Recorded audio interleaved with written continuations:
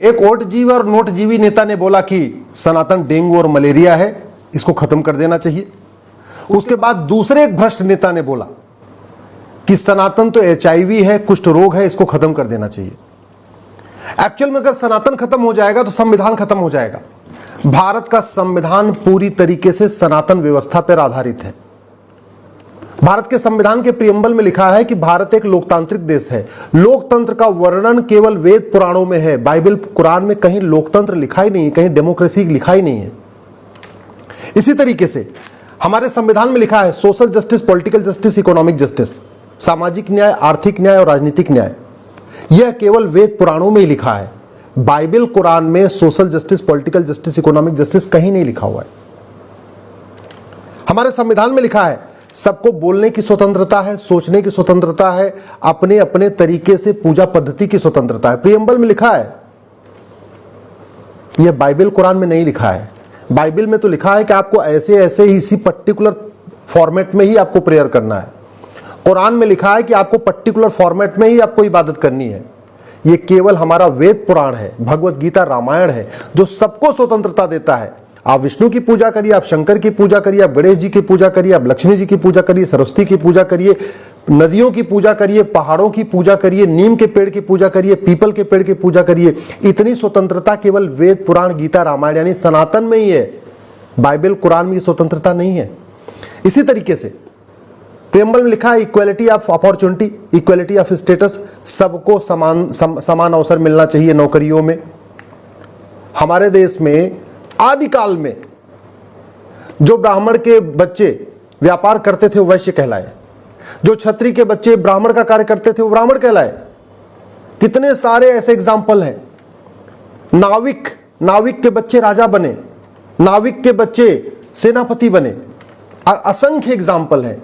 ये चूंकि आज की डेट में जो नोटजीवी नेता हैं, इन्होंने कभी वेद पुराण को पढ़ा नहीं, गीता रामायण को पढ़ा नहीं है, इसलिए ऐसे कुछ भी मन में आता है बोल देते हैं। सच्चाई तो ये है equality of opportunity, equality of status जो हमारे कॉन्स्टिट्यूशन में है, ये केवल वेद पुराण में ही है, भगवत गीता रामायण में ही है। बाइबल कुरान में इक्वालिटी ऑफ स्टेटस और इक्वालिटी ऑफ इक्वल अपॉर्चुनिटी कहीं कोई कॉन्सेप्ट ही नहीं है। वो तो बहुत लिमिटेड अपने एरिया में है। इसी तरीके से हमारे प्रियम्बल में लिखा हुआ है एकता, अखंडता, आपसी भाईचारा, वसुधैव कुटुंबकम, नारी तू नारायणी, ये हमारे वेद पुराणों में लिखा हुआ है। बाइबल कुरान में वसुधैव कुटुंबकम का कॉन्सेप्ट नहीं है। वो सबको एक समान नहीं मानते, सबको एक समान भाई भाई नहीं मानते, महिला पुरुष को एक समान नहीं मानते। संविधान का आर्टिकल 13 क्या कहता है कि जो कुरीतियां हैं, जो कुप्रथाएं हैं, वो 26 जनवरी 1950 को खत्म हो गई हैं। हमारे वेद पुराणों में आदिकाल में हजारों साल पहले लिख दिया गया था कि ये राजा की ड्यूटी है कुरीतियों को खत्म करे, कुप्रथाओं को खत्म करे। Equality before law, equal protection of law, हमारे वेदों में लिखा हुआ है। राजा के सामने प्रजा एक समान है, प्रजा में भेदभाव नहीं करेगा। यही तो आर्टिकल 14 कहता है, equality before law, equal protection of law. Article 15 क्या कहता है कि जाति, धर्म, भाषा, क्षेत्र के आधार पर भेदभाव नहीं होगा, राज्य भेदभाव नहीं करेगा।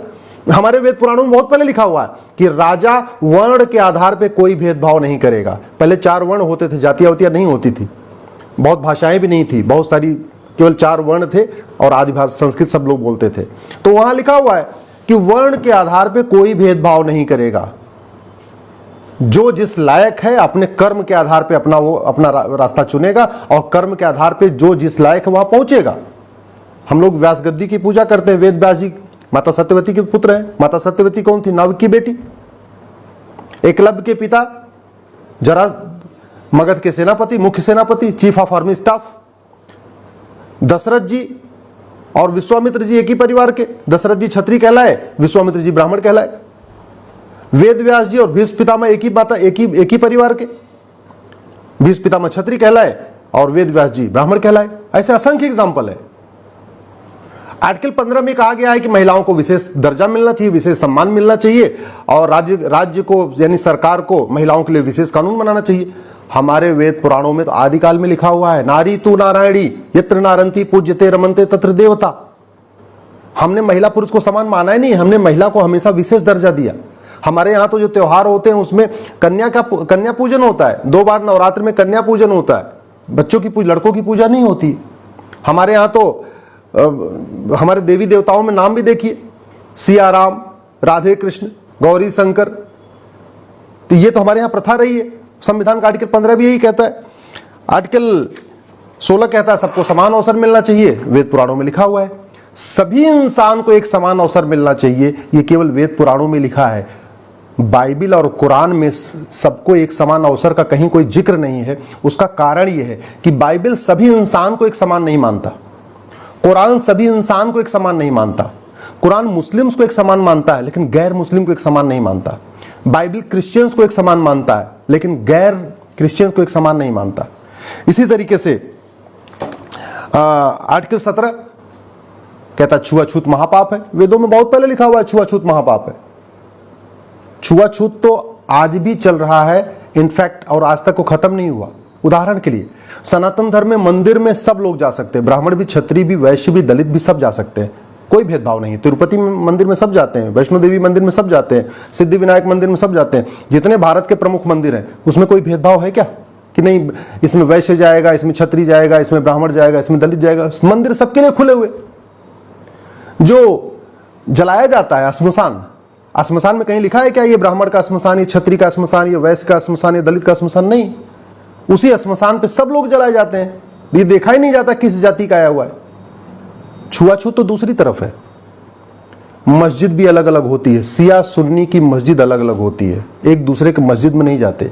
और सिया सुन्नी का कब्रिस्तान भी अलग होता है, एक दूसरे के कब्रिस्तान में दफनाए नहीं जाते। इसी तरीके क्रिश्चियनिटी में जो दोनों धड़े हैं, दोनों धड़ों का चर्च अलग अलग होता है, एक दूसरे के चर्च में नहीं जानते। और दोनों धड़ों का कब्रिस्तान भी अलग होता है क्रिश्चियनिटी में, वो एक दूसरे के कब्रिस्तान में दफनाए भी नहीं जाते।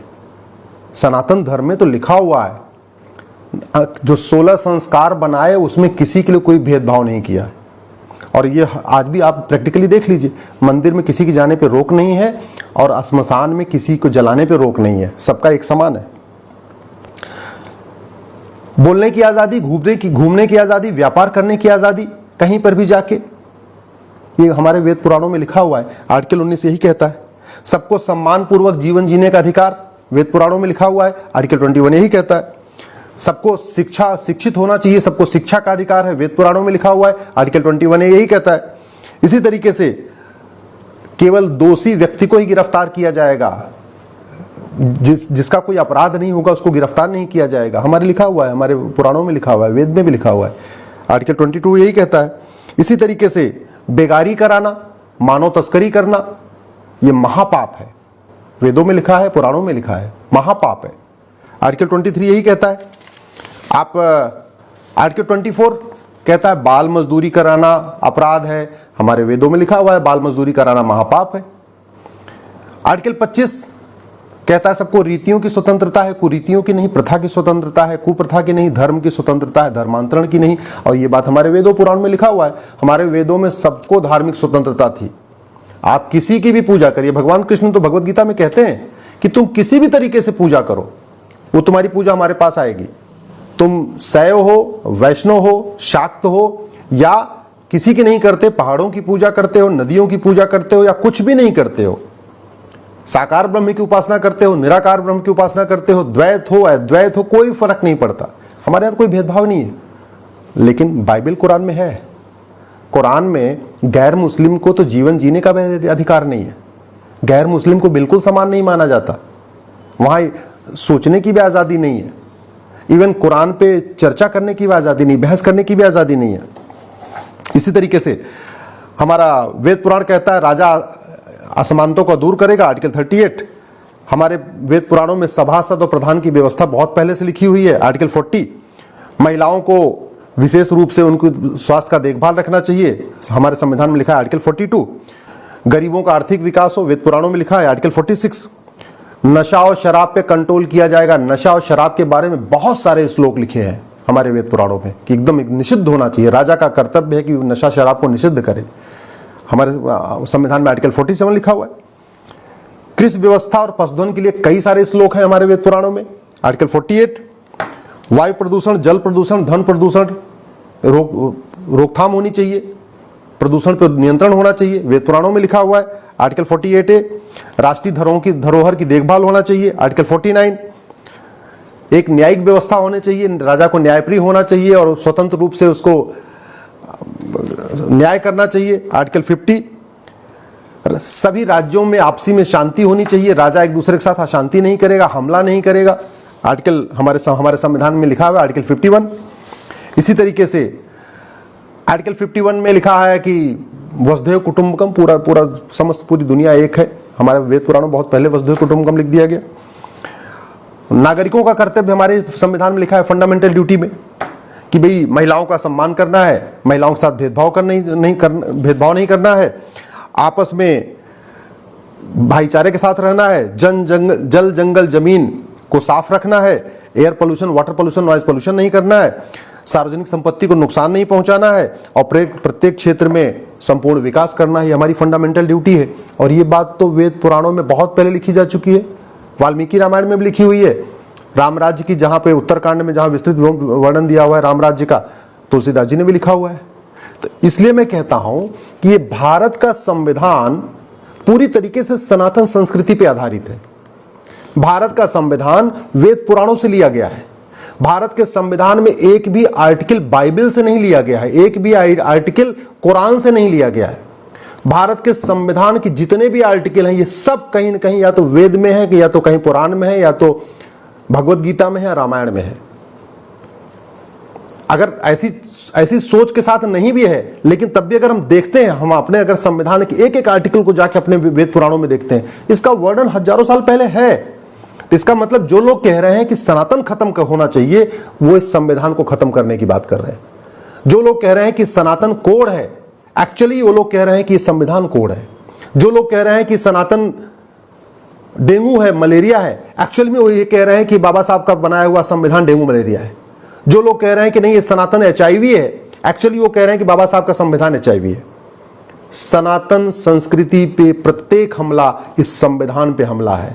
संविधान का मतलब ही होता है समविधान, समान विधान, और समान विधान का कॉन्सेप्ट केवल और केवल वेद पुराणों में है।